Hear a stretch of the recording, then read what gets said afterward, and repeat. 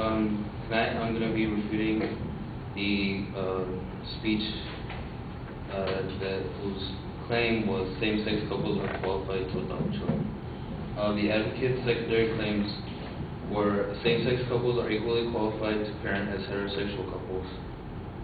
Two, adoptees are not affected negatively by having gay parents. And three, same-sex couples can provide housing and support for foster children.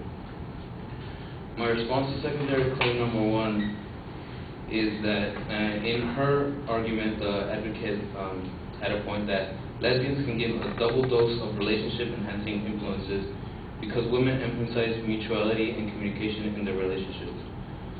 Regardless of whether this is true or not, where does it leave a homosexual male couple? Does this mean that the kids adopted by such a couple will receive no relationship-enhancing influences, as stated previously? So by saying that, she kind of backtracks on her own argument that same-sex couples can adopt children or are qualified to have children. Also, on the same point, when looking at the source that the advocate provided, the information, as we can see, she only gave us part of what the study was saying. The study did not, what she quoted right after the study had this to say: because the study does not include lesbian and gay parents, whether such patterns extend to same-sex couples with children is unknown. Using a study that explicitly states that it wasn't a study for parents makes the point a little bit irrelevant.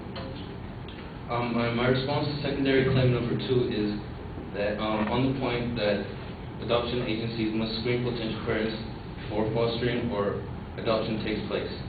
Here the advocate argues that gay and lesbian couples have the ability to apply for adoption. This, however, doesn't advance the claim that there is no negative effects on children that are adopted.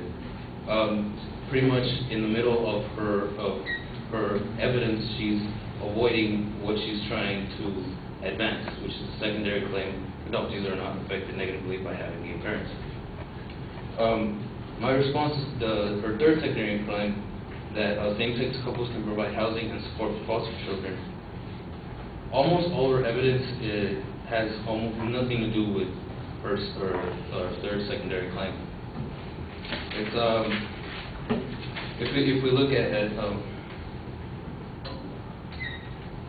she states that there are thousands of children in need of loving families, and that also there are thousands of same couples that are ready to adopt.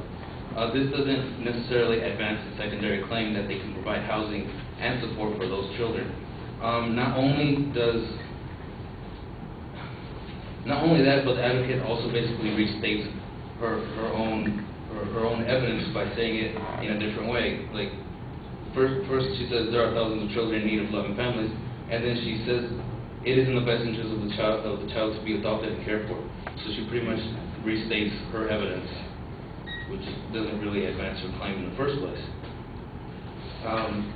In conclusion, I'd like to say that I'm not completely against gay people having children.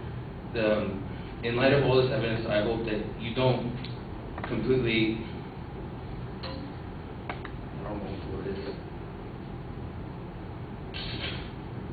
I hope that you still accept what the advocate is trying to say, but just analyze her speech and try to look into this issue yourself. Thank you.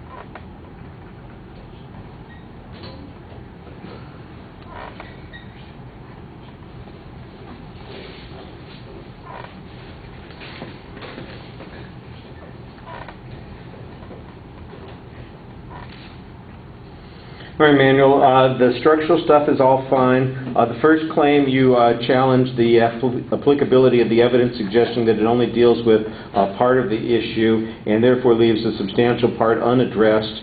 And I thought that you did a very good job. Somebody did this earlier, and I meant to comment on it also, and I don't remember who it was, of using evidence from the advocate's own study that shows that there are limitations to the way this information can be used. And in particular, your sentence here seems to suggest that the advocate has misused this evidence in advancing their conclusion. Whenever you do that, and this would apply to whoever did this earlier, and I'm sorry I can't remember who it was, make sure that you cite the source, point out the quote that the advocate presented, and then point out the quote that you're giving from the same source so that it's clear we can see how your inference from that caveat or reservation applies to the advocate's point there, and it's not just your paraphrase or interpretation of what's going on, but is in fact the author's conclusions. I think that would make that point even stronger, but I thought you did a good job on that.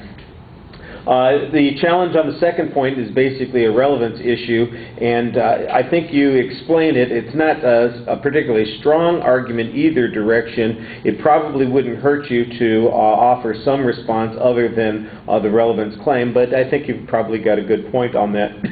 And then on the third point, you do a little bit of the same sort of thing. You're in essence suggesting that the advocate's argument begs the question with the evidence that's being presented.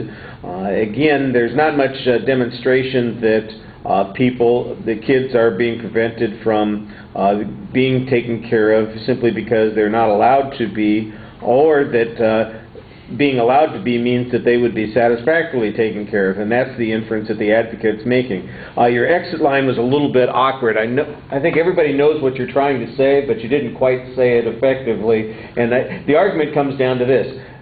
I'm not saying that this couldn't happen. What I am saying is the advocate didn't prove it, and that's their responsibility. They simply failed to prove this particular conclusion. Say it that way. That doesn't mean that you agree with them, or that you're taking the opposite position. Just their responsibility was to prove this, and they failed to do so. And that's kind of the way I think you want it to end it. All right, thank you.